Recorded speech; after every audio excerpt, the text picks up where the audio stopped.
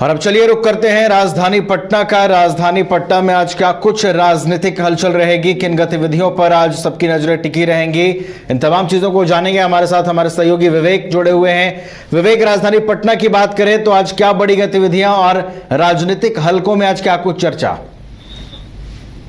जी बिल्कुल, राजनीतिक अगर हलचल की बात कर ली जाए तो कल जिस तरीके से आनंद सिंह कोर्ट में पेशी हुए और उसके बाद आनंद सिंह ने तेजस्वी यादव को लेकर जो बयान दिया कि तेजस्वी यादव आने वाले विधानसभा चुनाव में 10 से 15 सीट भी नहीं जीत पाएंगे, और ऐसे में लेकर जो अभी से ही जो कही जाए तो सियासत शुरू हुई है। जिस तरीके से अभी 1 साल वक्त है जो विधानसभा चुनाव में, लेकिन अभी से ही जो कही जा रही है बयानबाजियां का दौर शुरू हो गई है, जहां आनंद सिंह का एक छोटा सा भी बयान पूरी तरीके से सुर्खियों बन जाता है। आनंद सिंह जो है हाल ही में जेल से निकले, उसके बाद लगातार जो है लालू परिवार पर निशाना साध रहे हैं। कल तक वो लालू परिवार का खूब सिफारिश करते थे, आज जैसे वो जेल से निकलते हैं और लालू परिवार पर निशाना साधते हैं, और साथ ही साथ जो तेजस्वी यादव को तो कहा जाए तो राजनीतिक में जीरो मानते हैं। यानी कि साफ तौर पे अगर जो राजनीति के कोई भी बड़े चेहरे अगर किसी को मानते हैं तो वो लालू प्रसाद यादव को। लेकिन अब जो आनंद सिंह ने जिस तरीके से कल बयान दिया कि जो आने वाला जो विधानसभा चुनाव होगा उसमें 10 सीट भी जो है वो आरजेडी जीत नहीं पाएगी। उसके साथ ही साथ दूसरी खबर की बात कर ली जाए तो जो चिराग पासवान है वो अपनी पार्टी को विस्तार करने के लेकर और साथ ही साथ अलग अलग जो राज्यों में जो विधानसभा का चुनाव होना है, जैसे झारखंड में विधानसभा चुनाव होना है, उसको लेकर अभी से ही प्रभारियों का नियुक्त कर दिया है। और ऐसे में साथ ही साथ जो प्रभारी का नियुक्त भी किया जो तो कि अपने लोगों पर ही विश्वास जताया है।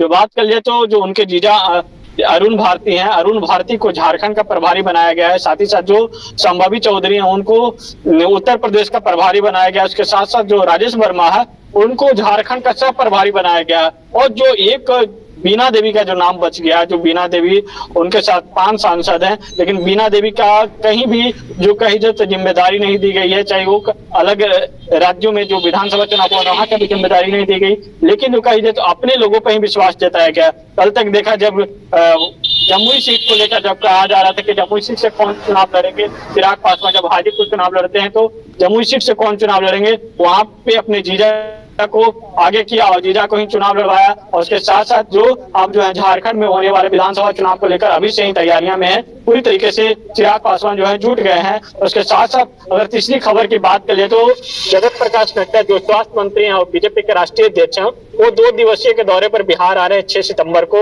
और पटना में वो 2 बड़े हॉस्पिटल का निरीक्षण करेंगे।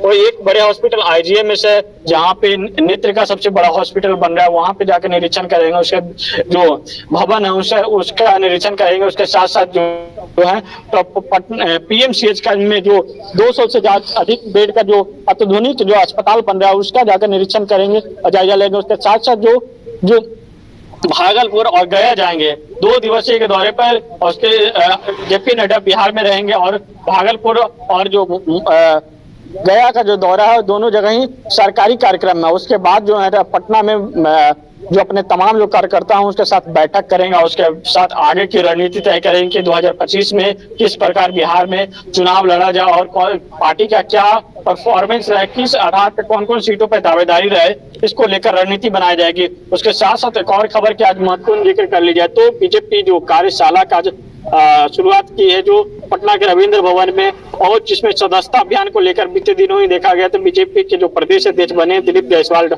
उन्होंने 1 करोड़ का लक्ष्य रखा था कि बिहार में जो सदस्यता हो वो 1 करोड़ से पार पहुंचेगा, और ऐसे में आज उसका जो है शुभारंभ किया जाएगा।